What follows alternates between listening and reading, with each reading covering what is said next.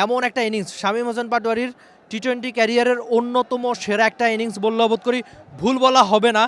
এই ছবিটাই বলে দেয় যে শামীম হোসেন পাটোয়ারি আজকে কতখানি দারুণ একটা নক খেলেছেন, যে নক অবশ্যই তার ক্যারিয়ারের জন্য বিশেষ, তার জন্য বিশেষ। দেখা যাক যে শামীম হোসেন পাটোয়ারি এই ফর্মটা সামনে ধরে রাখতে পারেন কিনা। বিপিএলের সবচেয়ে বড় লাভ বা আপনি দেখতে চাইবেন যে বাংলাদেশি ক্রিকেটাররা যেন ভালো পারফরমেন্স করে, সেই দারুণ পারফরমেন্স শামীম হোসেন পাটোয়ারি আজকে করেছেন। তবে দিনের শুরুতে ওমর জাই যেভাবে ব্যাট করেছেন প্রায় 200 স্ট্রাইক রেটে, সেখানে অবশ্যই বলতে হবে যে ওমর জাইয়ের কথা, বা মোহাম্মদ আমির যেভাবে শুরুটা করেছিলেন তখনও মনে হচ্ছিল যে সিলেট বেশ সহজেই ম্যাচটা জিতবে, কিন্তু সেই সহজ ম্যাচটাকেও কঠিন করেছেন, বা এই যে ঢাকার যে জেতার সম্ভাবনা সেই সম্ভাবনাটুকু বাড়িয়েছেন এক শামীম হোসেন পাটোয়ারি। যে দারুণ একটা নক শামীম হোসেন পাটোয়ারি খেলেছেন, নিশ্চয়ই তিনি অনেক দিন মনে রাখতে চাইবেন এমন নক।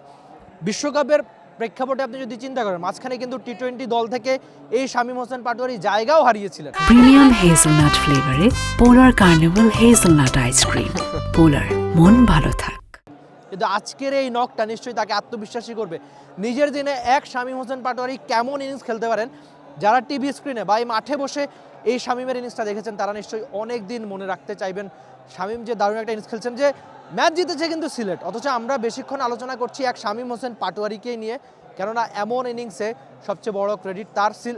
সিলেট মাত্র 6 রানে ম্যাচটা জিতেছিল, অথচ ঢাকার প্রথম 10 ওভারের মধ্যে যখন 5টা উইকেট পড়ে যায় তখন একটা পর্যায়ে মনে হচ্ছিল যে ঢাকা ম্যাচটা বেশ অনেক বড় ব্যবধানেই হারবে। শেষ ওভার পর্যন্ত ম্যাচকে যে জিয়ে রেখেছে ঢাকা, সেটা অবশ্যই শামীম হোসেন পাটোয়ারির কল্যাণে। কিন্তু আপনি যদি ইনিংসের বা ম্যাচের শুরু থেকে বলতে চান, আজমতুল্লাহ ওমর জাই তিনি খুব সম্ভবত ম্যাচ সেরার অ্যাওয়ার্ডটা জিতেছেন। যেভাবে তিনি শুরু থেকেই প্রায় 200 স্ট্রাইক রেটে ব্যাট করেছেন, বোলিংয়ে খুব ভালো করেছেন, তখনই সিলেট ব্যাক টু ব্যাক একটা জয় পেয়েছে তাদের ঘরের মাটিতে, এটা অবশ্যই তাদের জন্য স্বস্তির।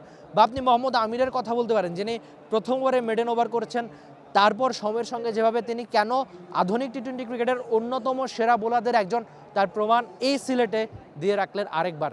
নিশ্চয়ই আপনি এমন ম্যাচগুলো আরও বেশি দেখতে চাইবেন। সিলেট আর ঢাকার এই জমজমাট ম্যাচটা জমে উঠেছে। আপনি বিপিএলের সব আপডেট জানতে, ইনফ্যাক্ট শামীম হোসেন পাটোয়ারির এমন সব ইনিংস দেখতেও আপনি সামনে চোখ রাখতে পারেন বাংলাদেশের একমাত্র স্পোর্টস চ্যানেলে। শেষের আগে আপনাদের অবশ্যই স্কোর কার্ডের গল্পটা আরেকবার জানিয়ে দিতে চাই।